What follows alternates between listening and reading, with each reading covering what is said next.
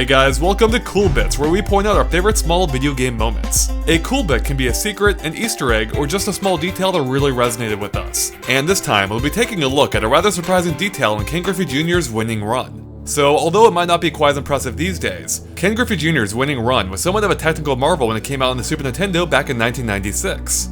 The game's developer, Rareware, made use of the same pre-rendering technology that they pioneered for Donkey Kong Country to create one of the most impressive looking and immersive sports games at the time. The players, for example, appeared to have actual depth to them and were remarkably realistic, again for the time. And the stadiums also felt true to life. I mean, the scoreboards and giant screens are exactly where you'd expect to find them. Oh, and in a fun touch, some of those screens even advertised rare Nintendo games like Killer Instinct and Donkey Kong. But it wasn't just the visuals that set the game apart, but the overall ambience too. Because if you took a few moments to just listen to the action, you might be surprised by what you hear. Above the constant roar of the crowd, you might also notice occasional air horns, songs played over the sound system to pump up the crowd, vendors selling peanuts and popcorn, and heck, you might even hear a police siren far off in the distance.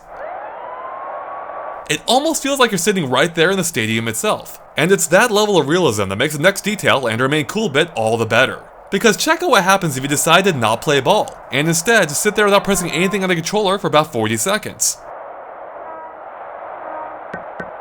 Play the game, kid!